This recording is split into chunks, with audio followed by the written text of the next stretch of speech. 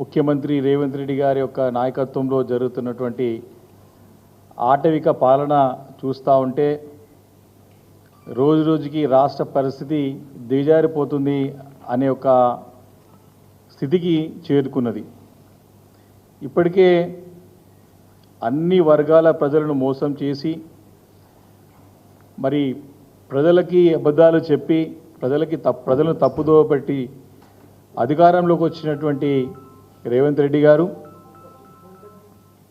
మరి గడిచిన 11 నెలలుగా ఒక్కటంటే ఒకటి తన మార్క్ రాజకీయంగానే తన మార్కు కనపడే విధంగా ఒక్క మంచి పని కూడా చేయకపోగా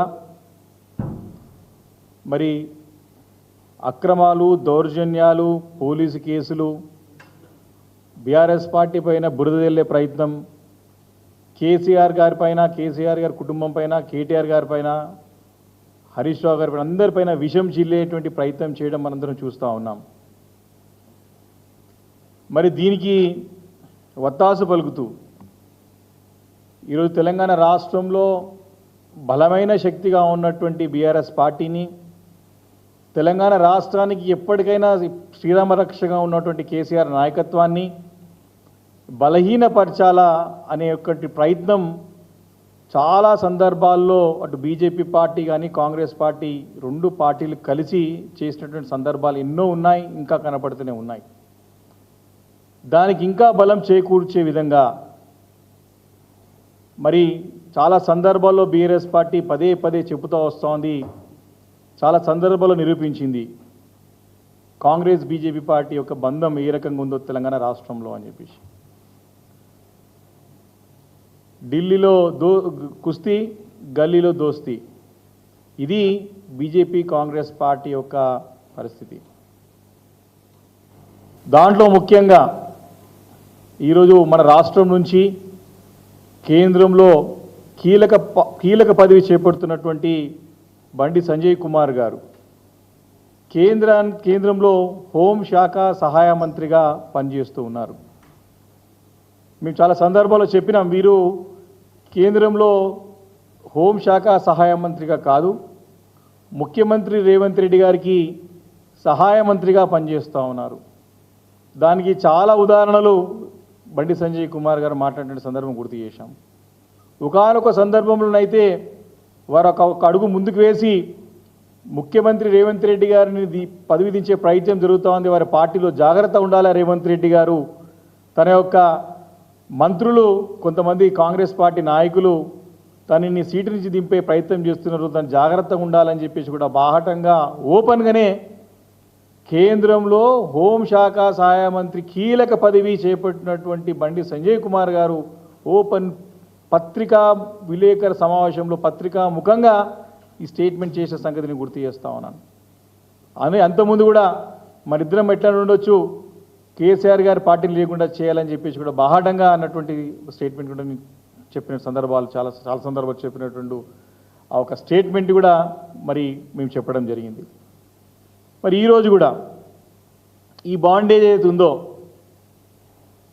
RS brothers bondage, Revanth Sanjay యొక్క బాండేజ్ ఎంత స్థిరంగా, ఎంత గట్టిగా, ఎంత స్ట్రాంగ్గా, ఎంత దృఢంగా ఉందంటే ఫెవికోల్ బాండేజ్ కంటే, ఫెవికోల్ బంధం కంటే వీళ్ళిద్దరి బంధం ఎక్కువైంది.